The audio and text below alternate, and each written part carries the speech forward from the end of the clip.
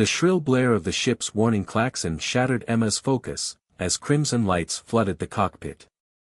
Her hands danced across the control panel, battling against the rapidly deteriorating systems of her research vessel, the Star Whisperer.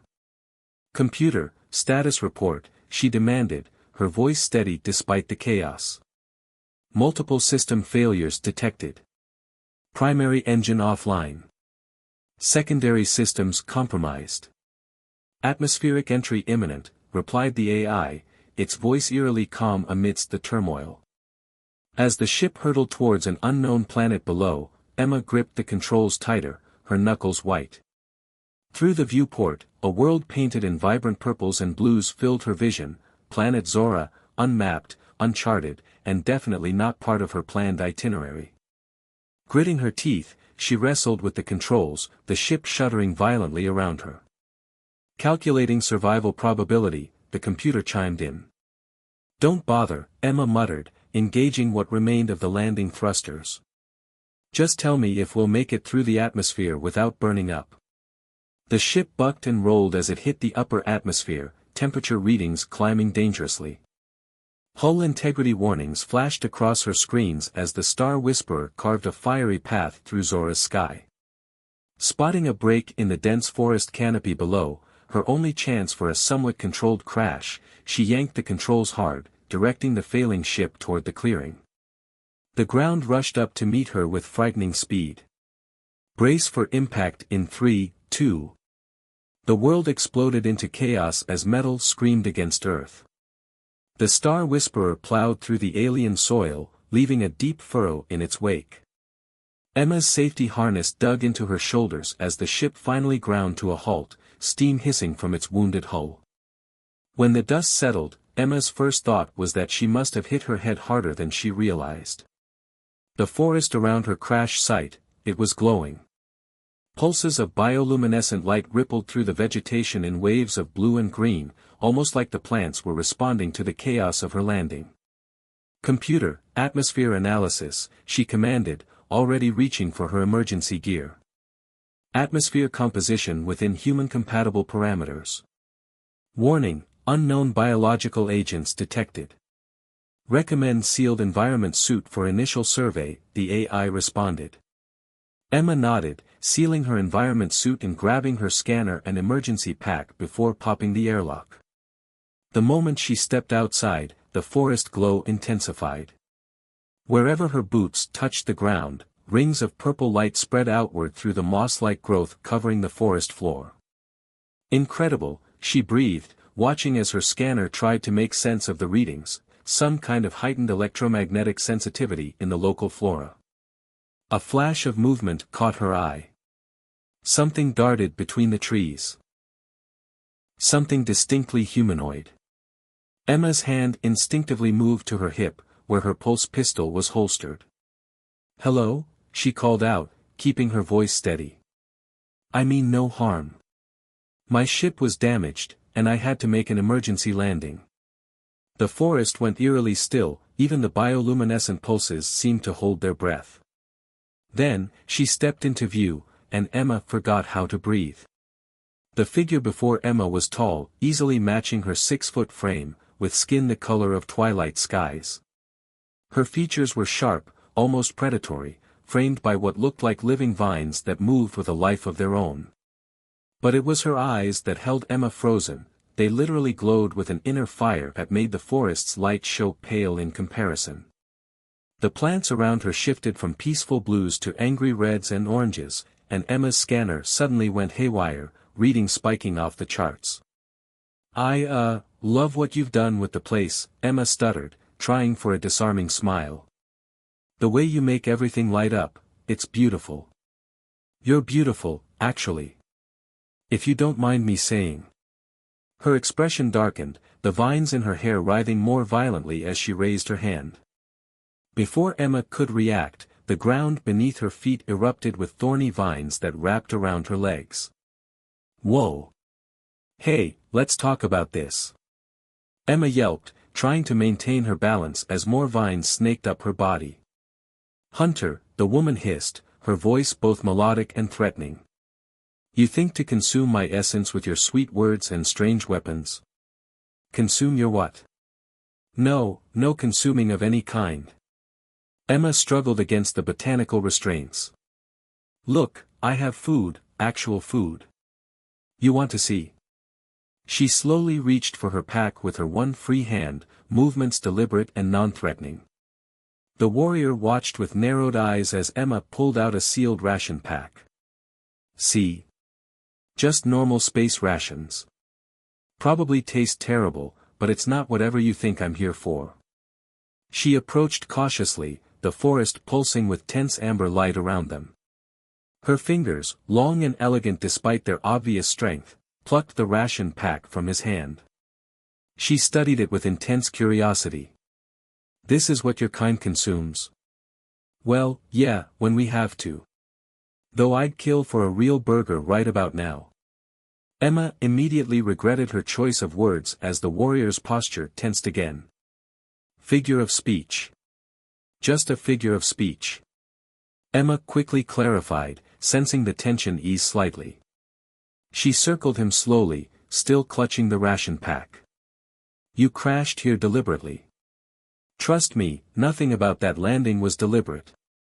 My ship systems failed, and I barely managed to avoid becoming a very attractive crater. Emma gestured toward the Star Whisperer's smoking form.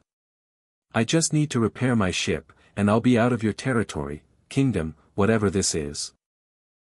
The warrior was silent for a long moment, studying him with those burning eyes. Finally, the vines loosened their grip slightly. I am Sophia, she declared, and you will remain under my watch while you repair your vessel. Any attempt to harvest power from our world or its people will result in your immediate execution. Emma let out a breath she hadn't realized she was holding. I'm Emma, and I promise the only thing I'll be harvesting is whatever spare parts one can salvage from my ship's backup systems. The vines retreated completely, slithering back into the ground as if they'd never existed. Sophia maintained her defensive stance, but the forest colors had shifted to a more neutral purple. You are different from the hunters in our stories, Sophia said, almost accusingly. Emma brushed herself off, trying to restore some dignity. I'll take that as a compliment, though I have to say, you're pretty different from any welcoming committee I've ever met. A ghost of something, curiosity, amusement, flickered across Sophia's face before she suppressed it. Begin your repairs. I will observe. As Emma turned back toward her ship, she couldn't help but notice how the forest lights seemed to dance between them, creating patterns she couldn't begin to understand. Whatever she'd stumbled into, she had a feeling her life was about to become a lot more interesting, and dangerous. She reminded herself, feeling Sophia's burning gaze on her back, definitely dangerous. The next few hours proved to be an intricate dance of diplomacy and multitasking as Emma attempted to assess her ship's damage while navigating the complexities of Sophia's watchful presence. The Star Whisperer's hull had taken the brunt of the impact, with deep gashes along the port side where they'd skidded across the ground. Initial damage assessment complete, Emma muttered to herself, tapping notes into her data pad. Primary power coupling severed, atmospheric regulators compromised, and great, navigational arrays completely shot. You speak to yourself, Sophia observed from her perch on a nearby boulder. The surrounding plants had formed a sort of living throne around her, their luminescence pulsing in sync with her movements. Is this a hunter's ritual? Emma glanced up from her work, more amused than annoyed. More like a bad habit. Helps me think. She frowned at a particularly nasty-looking breach in the hull. And right now, I'm thinking I'm going to need some local materials to patch this up. The forest glow shifted to wary amber. What materials? Nothing dramatic. Some metal bearing ore would be ideal, but I could work with certain types of crystalline formations, if. Emma trailed off as Sophia's expression darkened. Let me guess. Harvesting local resources is off the table. The Earth's bones are sacred, Sophia stated firmly. We do not permit outsiders to take from them. Emma ran a hand through her sweat-dampened hair. Look, I understand you've got rules, but without proper repairs, this ship isn't going anywhere. And somehow, I don't think you want me setting up permanent residence here. A series of rapid color changes rippled through the surrounding vegetation, red to purple to a deep blue that made Emma think of ocean depths. Sophia's brow furrowed in what appeared to be internal debate. There may be alternatives, she said finally. The great storm 2 cycles ago brought down one of your kind's vessels in the northern reaches. What remains is considered cursed ground. If you wish to scavenge from there, none would object. Another crashed ship? Emma's pulse quickened. Any idea what type? How long ago was this storm, in standard years? You ask many questions, Hunter. Researcher, Emma corrected automatically. I'm a researcher, and questions are kind of part of the job description. Something that might have been amusement flickered in Sophia's glowing eyes. Your kind's measures of time mean nothing to us. It was 2 great cycles ago, when the twin moons align and the forest sings its deepest songs. Emma made a mental note to figure out the local astronomical calendar later. And this wreck, how far are we talking? Sophia rose from her living throne, the plants reluctantly unwinding from around her. 3 days' journey through the deep forest. But night approaches, and the forest grows hungry when darkness falls. As if on cue, the quality of light around them began to shift. The gentle bioluminescence took on sharper edges, and Emma could have sworn she heard something that sounded suspiciously like a growl from the underbrush. Right, Emma said, securing her tools. Shelter first, salvage mission later. I don't suppose you'd be willing to point me towards somewhere safe to set up camp? Sophia's expression was unreadable. The trees here hunger for fresh energy. Your vessel's barriers may not hold against their night feeding. She seemed to come to a decision. You will follow me to the high caves. Try to keep pace. I will not slow for you. Without waiting for a response, Sophia turned and began moving through the forest with fluid grace. The plants literally parted before her, creating a path that immediately closed behind her. Wait! Emma called, scrambling to grab her emergency pack. What about my ship? The forest will not consume metal, Sophia called back, already disappearing into the glowing undergrowth. Though I make no promises about smaller creatures seeking its warmth. Emma took one last look at the Star Whisperer before jogging to catch up. The forest was definitely darker now, and the sounds emerging from it were becoming decidedly less welcoming. So these trees, Emma puffed, trying to keep pace with Sophia's effortless stride, they actually feed on energy, like some kind of botanical vampire? Your words are strange, Sophia replied without slowing, but yes, they hunger. Especially for the bright energy of living things. Your own life force burns particularly strong. It draws them. That's not terrifying at all, Emma muttered, ducking under a branch that seemed to reach for her a bit too eagerly. And these caves we're heading to? Sacred ground, protected, Sophia glanced back at her, her eyes cutting through the growing darkness. Though some might say bringing you there is a greater risk than leaving you to the forest's hunger. You really know how to make a guy feel welcome. A sound escaped Sophia then, something between a scoff and a chuckle. Welcome. You are tolerated, Hunter who claims to be a researcher. Do not mistake tolerance for trust. As they climbed higher into the hills, Emma couldn't help but notice how the forest light seemed to follow Sophia's movements, creating a dance of colors that would have been beautiful if it wasn't so alien. She moved like a predator, yet there was a grace to her that spoke of something more than mere warrior training. The caves are just ahead, Sophia announced as they crested a ridge.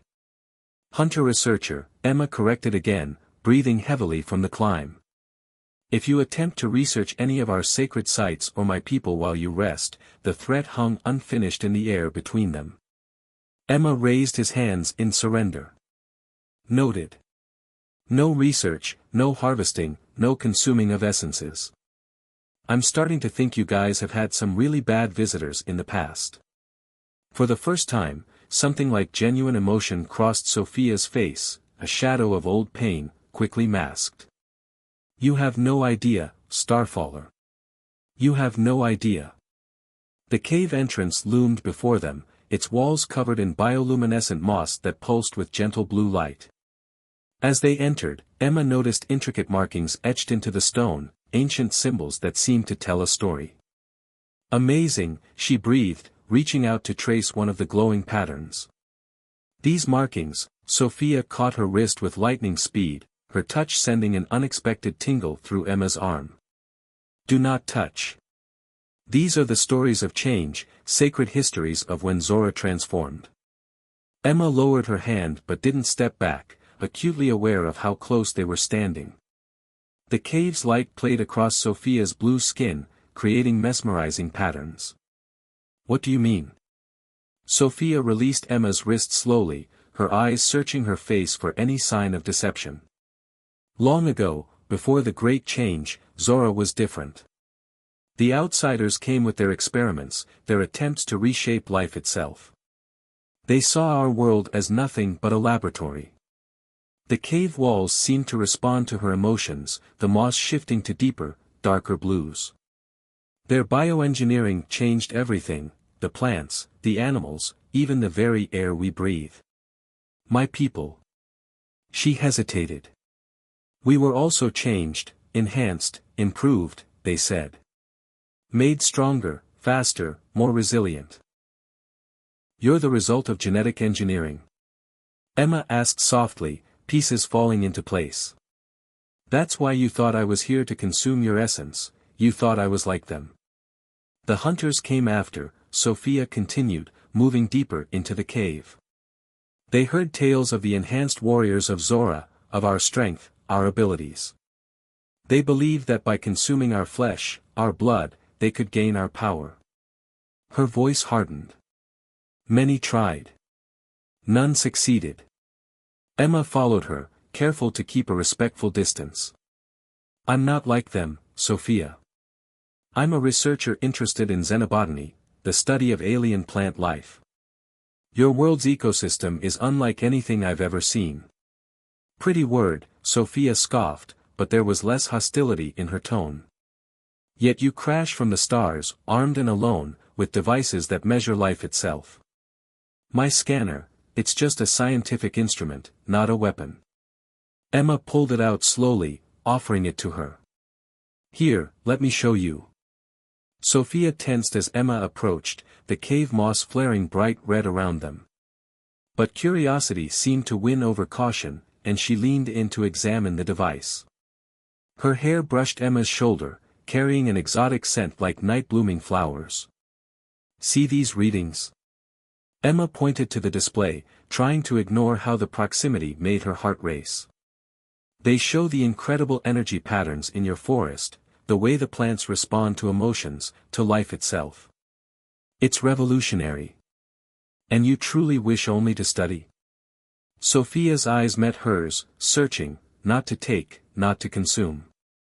Well, Emma smiled slightly, I wouldn't mind consuming some actual food. Those ration packs aren't exactly gourmet dining. A startled laugh escaped Sophia, a sound so surprising that even she seemed shocked by it. The cave's lights rippled with warm golden hues.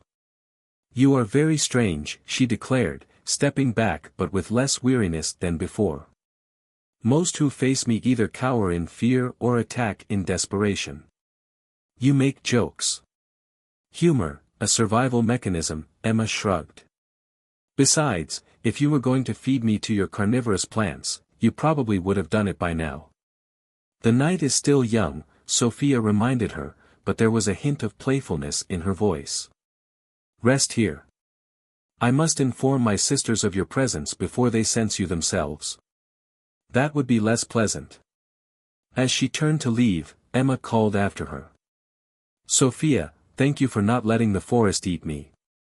Sophia paused at the cave entrance, her silhouette rimmed by the otherworldly glow of Zora's night. Perhaps I simply prefer my prey to be well rested before the hunt. With that, she was gone, leaving Emma to wonder if she was joking, and when exactly she'd started finding deadly warrior women quite so intriguing. The cave moss pulsed knowingly around her, its colors shifting to a teasing pink that made Emma suspect the plants, at least, understood exactly what she was feeling. Emma found herself drawn back to the cave's intricate markings, her curiosity overriding her fatigue. The glowing symbols seemed to whisper secrets of Zora's transformation, their luminescent tendrils shifting subtly as if alive. Each curve and line told a fragment of a story she yearned to piece together. These designs, she murmured aloud, tracing their outlines with her eyes rather than her fingers this time, they're not random. They're deliberate, like a language. As if summoned by her thoughts, Sophia returned, moving so silently that Emma only noticed her presence when the moss brightened in response. She carried what appeared to be local fruits and something steaming in a carved wooden bowl. "Your ration packs offend me," she announced, setting the food down with an air of mock indignation. "If you must stay, you will eat properly." "I'm touched by your concern for my dietary habits," Emma grinned, settling cross-legged near the offerings. "Though I hope this isn't the part where you fatten me up before the feast." Sophia's eyes narrowed, but the cave's responsive lighting betrayed her amusement with flickers of gold. "Your constant references to being eaten are peculiar," says the woman who thought I was going to consume her essence an hour ago. Emma examined one of the fruits. It was deep purple and seemed to glow faintly from within. "Is this safe for humans?" "The changed ones made sure all life here would be compatible," Sophia said, gracefully folding herself down opposite Emma. "The fruit is called Nightglow. It responds to body heat." To demonstrate, she picked up one of the fruits, which brightened at her touch, pulsing in rhythm with her heartbeat. Emma found herself mesmerized by the display. "Beautiful," she murmured, not entirely referring to the fruit. The cave's light shifted to that knowing pink again, and Sophia shot an irritated look at the walls. "The cave moss is overly expressive," she said stiffly. "It lacks proper restraint." Emma took a bite of the Nightglow. Sweet warmth flooded her mouth, accompanied by complex flavors she couldn't begin to describe. "Oh wow, that's incredible." "You seem easily impressed," Sophia observed, but she looked pleased. "Bioluminescent fruit that tastes like liquid starlight. Yeah, I'd say that's pretty impressive." Emma gestured at their surroundings. "This whole planet is amazing. I've visited dozens of worlds, but I've never seen anything like Zora." "And yet your kind tried to improve upon it," Sophia replied, her voice edged with something between accusation and sorrow. "They thought they could perfect nature itself." Emma set the fruit down, choosing her next words carefully. "What was done here, it wasn't right. Playing God with an entire ecosystem, with people's lives, that's not what science should be about." "What should it be about, then, researcher?" Sophia's emphasis on the title made it sound almost like a challenge. "Understanding. Learning. Appreciating the wonders that already exist," Emma met her gaze steadily. "Like how your plants respond to emotions, or how you can communicate with them. That's not something that needs improving, it needs understanding." The cave's light softened to a gentle lavender as Sophia considered her words. "And what of me, Emma?" she asked finally, her voice softer but laced with intensity. "Am I simply another wonder to be understood?" Emma felt his pulse quicken. "I think you're probably more than I could understand in a lifetime," he admitted. "But I'd like to try." The moss flared bright pink again, and this time Sophia didn't glare at it. Instead, she leaned forward slightly, her eyes seeming to glow brighter. "Your words are dangerous, Starfaller, more dangerous than your carnivorous plants, perhaps." A small smile played at the corners of her mouth. "Words. Words can hunger for more." Emma became acutely aware of how the space between them had somehow decreased. The air seemed charged with something more than just the cave's bioluminescence. "Is that why your people isolate yourselves?" he asked softly. "Fear of dangerous words?" "We isolate ourselves because trust, once broken, is not easily repaired," Sophia replied. She reached out and touched the scanner still clipped to Emma's belt. Your devices measure life, yes, but they cannot measure intent. They cannot measure truth. How do you measure truth? Emma asked, genuinely curious. Sophia's fingers moved from the scanner to rest lightly on Emma's wrist, just above his pulse point. The touch sent sparks of electricity through her skin. We feel it in the rhythm of life itself, she said quietly. The cave moss pulsed in time with their heartbeats now, creating a synchronized light show that would have been distracting if Emma could tear his attention away from Sophia's face. And what does my rhythm tell you? Emma asked, barely above a whisper. Sophia studied her for a long moment, her expression unreadable but intense. Finally, she withdrew her hand, though the sensation of her touch lingered.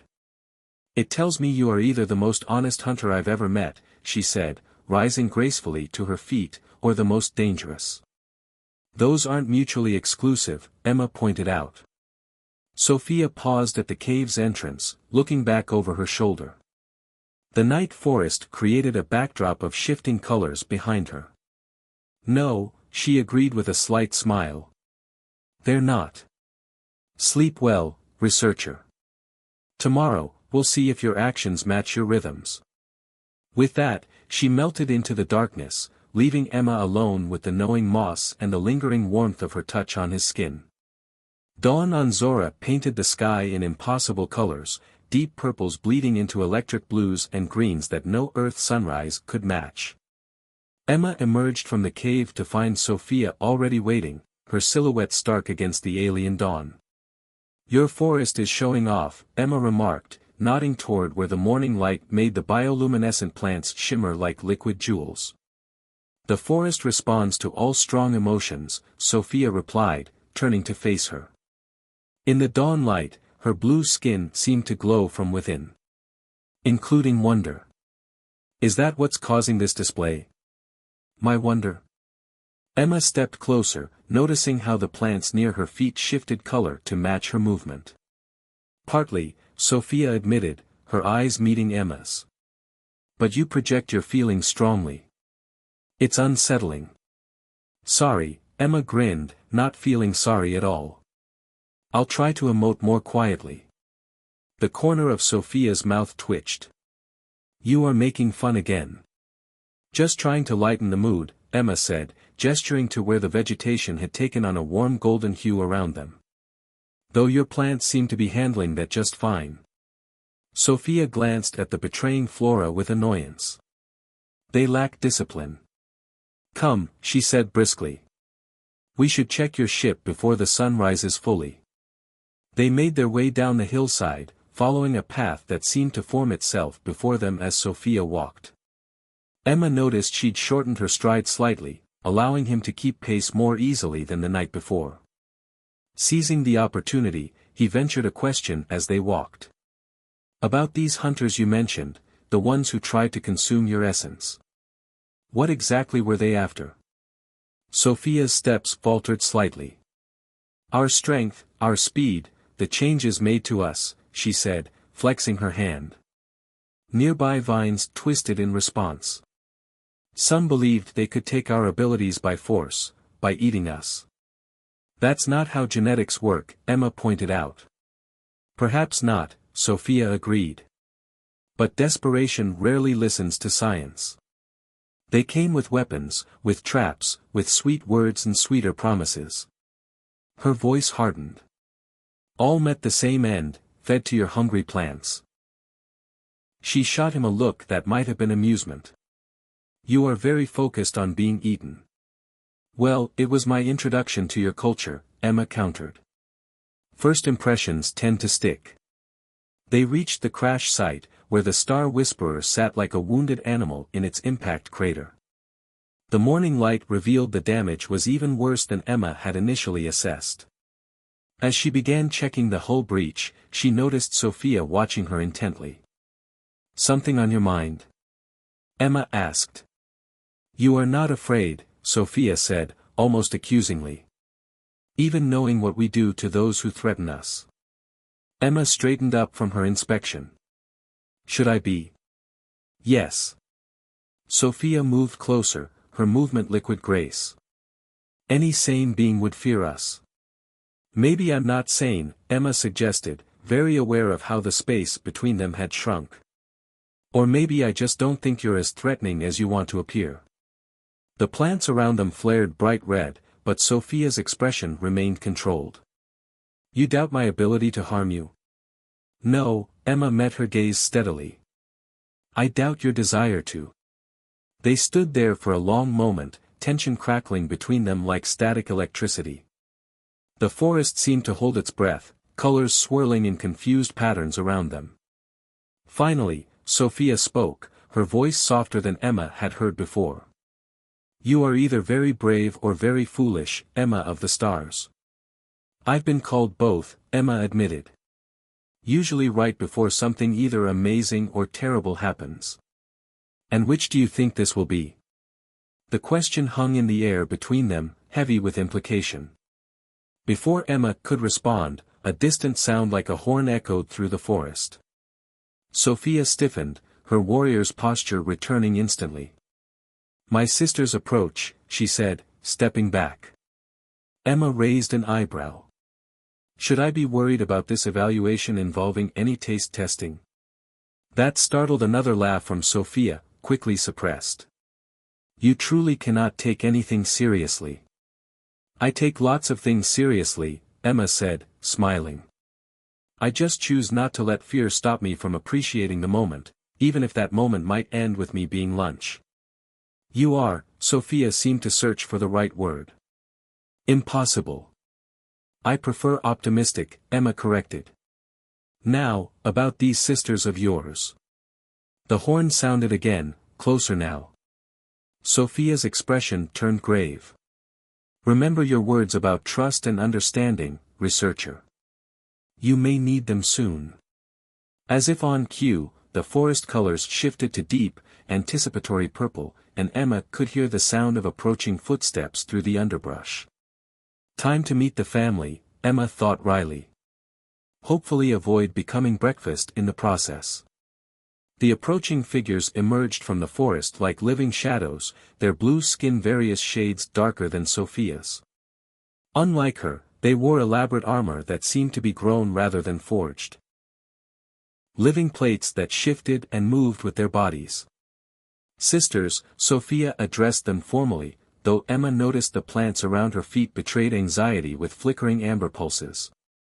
I bring news of the star-fallen one, Sophia announced. The tallest figure, her armor adorned with what looked like crystallized starlight, stepped forward. We have felt the disturbance in the forest song. This outsider's presence disrupts the harmony. Actually, Emma interjected, earning sharp looks from all present, your forest seems pretty enthusiastic about my presence. He took a step forward, and the plants around him erupted in a display of welcoming colors. It responds to his emotions, Sophia explained quickly. He projects strongly, but he means no harm. So you say, sister, another warrior circled Emma, her movements predatory. You were tasked with eliminating threats, not harboring them. I don't suppose my vote counts in this elimination discussion. Emma asked cheerfully, though his hand instinctively moved closer to his pulse pistol. Sophia shot him a look that clearly said, stop helping. He is a researcher, she insisted. His ship crashed. He seeks only repairs and knowledge. Knowledge, the lead warrior's voice dripped with skepticism. Like those who came before, those who sought to know us by breaking us apart. With respect, Emma kept his voice level. If I wanted to harm anyone, starting with a crash landing seems like a pretty inefficient way to go about it. A ripple of what might have been amusement passed through the group. The forest colors softened slightly. He makes jokes in the face of death, one of the younger warriors observed. Either very brave or very foolish, another added. That's what I said, Sophia muttered, then straightened as the lead warrior approached her. You vouch for this outsider, sister? The question carried heavy weight. Emma watched Sophia carefully. Her expression remained neutral, but the plants around her swirled with complex patterns of golden blue. I sense no deception in him, she said finally. His rhythms speak truth, even when his words dance with levity. My words don't just dance, Emma added. Sometimes they do acrobatics. This time, several warriors failed to suppress their amusement. Even the leader's stern expression cracked slightly. Very well, she declared. He may remain under your watch, Sophia. But he must prove his worth and intentions. She fixed Emma with a penetrating stare. 3 tasks will be set. Complete them, and we will assist with your repairs. Fail. Let me guess, I become plant food. You understand correctly, the leader noted. Wonderful. Emma glanced at Sophia, who was studiously avoiding his gaze. Any hints about these tasks? Pop quiz. Scavenger hunt. Traditional dance number. The leader's eyes narrowed. The first task begins at moonrise. Sophia will guide you through it. She turned to leave, then paused. An outsider, your humor will not save you if you prove false. As the warriors melted back into the forest, Emma turned to Sophia. So, that went well. You are impossible, Sophia said again, but there was something like relief in her voice. Most outsiders cower before the tribunal, Emma admitted. But I was distracted by how the forest kept changing colors, and by how you defended me. The plants around Sophia's feet turned that telling pink again. I spoke only the truth, she said stiffly. Your rhythms are unique. Is that a compliment or a diagnosis? Emma stepped closer, noting how she didn't back away this time. Perhaps both. Her eyes met his, that inner fire dancing. You should prepare for the trials. It will not be easy. Any advice? Yes. A small smile played at her lips. Try not to talk so much. This coming from someone who keeps getting the moss to blush every time we interact, that's just cruel. Emma grinned.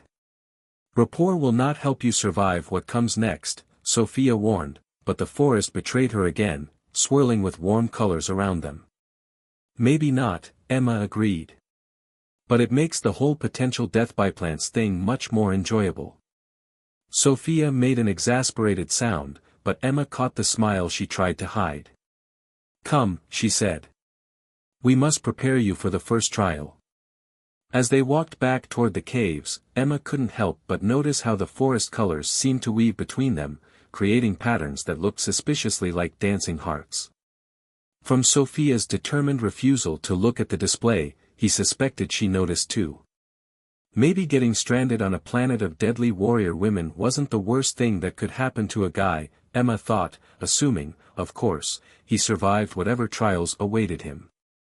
Inside the cave, Sophia paced restlessly while Emma checked his equipment. The moss walls pulsed with her agitation, creating waves of anxious purple light. You're going to wear a path in the stone, Emma observed, testing his scanner's power cell. Want to tell me what's really bothering you? The first trial, Sophia paused her pacing, fixing him with those intense eyes. It tests more than just strength or skill. It tests essence. You keep using that word, Emma set down his scanner. What exactly do you mean by essence? Sophia approached, her movements fluid like water. Give me your hand. Emma extended his hand without hesitation, watching as she took it in both of hers. Her skin was warm, almost electric to the touch. The cave moss immediately brightened, casting them in a soft golden glow. Feel this, she pressed one thumb into his palm, sending a tingling sensation up his arm. This is life force energy, what your science might call bioelectric fields. But it's more than that. It feels like static electricity, but alive, Emma murmured, fascinated by both the sensation and her proximity. This is what the hunters sought, Sophia continued, her voice softer. Not just our physical strength, but this energy. The changes made us living conductors of life itself. Emma found himself studying her face, noting how the cave's light played across her features. Is that why you can communicate with the plants? Yes. Her fingers traced a pattern on his palm that made his breath catch. But the first trial will test your ability to harmonize with the forest, with everything. She released his hand, though the tingling sensation remained. Most outsiders cannot. Their energy is too discordant. Emma flexed his fingers, missing her touch more than he cared to admit. And what about my energy? Sophia turned away, but not before he caught the flash of pink in her eyes that matched the cave walls. Your rhythm is unusual, strong but not aggressive, bright but not burning. I'm sensing a but coming. Sophia turned back to face him, her expression serious. The trial requires more than just compatible energy. It requires surrender. Surrender? Emma raised an eyebrow. That doesn't sound ominous at all. This is not a joke, Emma. Sophia stepped closer, close enough that he could feel that strange electrical field emanating from her skin. You must let the forest in, let it read your true intentions, your deepest self. And if it doesn't like what it finds? She dropped her voice to nearly a whisper. Then I will have vouched for you in vain, and I will have to watch as the forest claims you. The intensity in her eyes made his heart race. You seem pretty invested in my survival for someone who thought I was going to eat them yesterday. A small smile tugged at her lips. Perhaps I find your impossible nature intriguing. Just intriguing? Emma matched her quiet tone, aware of how the space between them had shrunk to almost nothing. The cave moss exploded in bright pink light, causing Sophia to step back with a frustrated sound. The flora here has no sense of propriety. I don't know, Emma grinned. I think it's picking up on something real. You are too confident, Sophia said, but there was warmth in her voice. The trial may change that, or might surprise you. Emma gathered his courage and reached for her hand, mimicking her earlier gesture by tracing a pattern on her palm. Maybe I'm good at harmonizing. The touch sent a visible shiver through her, and the cave's light pulsed like a heartbeat. You play with forces you don't understand, Starfaller. Then teach me, Emma said simply. Sophia stared at their joined hands, then slowly withdrew hers. Perhaps that is exactly what these trials are for.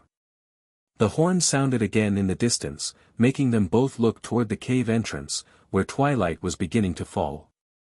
It's time, Sophia said, her warrior's composure returning. Emma checked his equipment one last time, then gave her his most confident smile. Ready to surrender to a potentially lethal forest while being judged by warrior women who might feed me to their plants? Absolutely. You truly cannot take anything seriously, Sophia said, but her eyes sparkled with that inner fire. Oh, I'm taking this very seriously, Emma assured her as they headed toward the cave entrance. I'm just choosing to focus on the more pleasant aspects, like my very attractive guide.